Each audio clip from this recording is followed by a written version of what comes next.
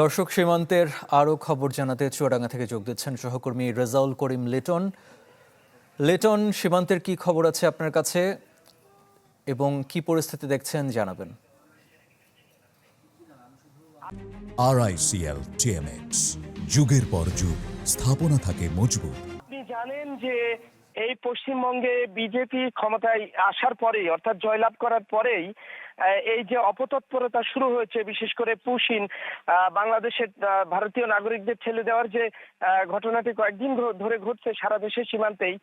তো চুয়াডাঙ্গার এই সীমান্ত উত্তপ্ত হয়ে আছে কয়েকদিন ধরেই। চুয়াডাঙ্গার এই সীমান্তে বিএসএফ পুশিং করার চেষ্টা করছে। আমি এখন আছি যে সীমান্তে, আপনাকে একটু দেখাই, একটি নিমতলা সীমান্ত এলাকা। এখান থেকে শুরু হয়েছে ঠিক আমার বাম দিকেই 58 ব্যাটালিয়ন, অর্থাৎ ঝিনাইদহের যে মহেশপুর সীমান্ত এলাকা আছে এখান থেকে শুরু, এবং এখান থেকে 108 কিলোমিটার সীমান্ত আছে মহেশপুরের যাদবপুর পর্যন্ত। আর এই ডান পাশে এখান থেকে দর্শনা সীমান্ত শুরু, এখান থেকে শুরু হয়ে মেহেরপুর জেলা পর্যন্ত 113 কিলোমিটার সীমান্ত। তো এই সীমান্ত এলাকায় আপনার বিএসএফ পুশিং করার চেষ্টা করছে। গত 31 তারিখ সামনেই বারাদি সীমান্ত দিয়ে তারা 10 জনকে ঠেলে দিয়েছিল, সেগুলো বিজিবি তাদেরকে আটক করে থানায় সোপর্দ করেছে।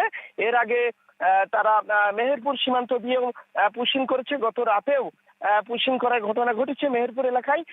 তো বিজিবি এই বিএসএফ এর, অর্থাৎ ভারতের অপতৎপরতা রুখে দিতে, দেশের সার্বভৌমত্ব রক্ষা করার জন্য তারা কিন্তু তৎপর হয়েছেন।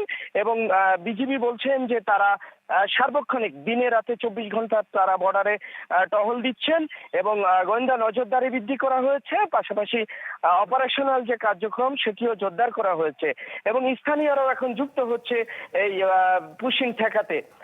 তো বিজিবি বলছে যে তারা যে কোনো মূল্যে এই অবৈধ অনুপ্রবেশ ঠেকাতে তারা সীমান্তে তাদের সব ধরনের তৎপরতা রাখবে। আপনি দেখছেন যে আমার পিছনেই, আমি আরেকটু দেখাই, এখনো পর্যন্ত বিজিবি টহলে আছে।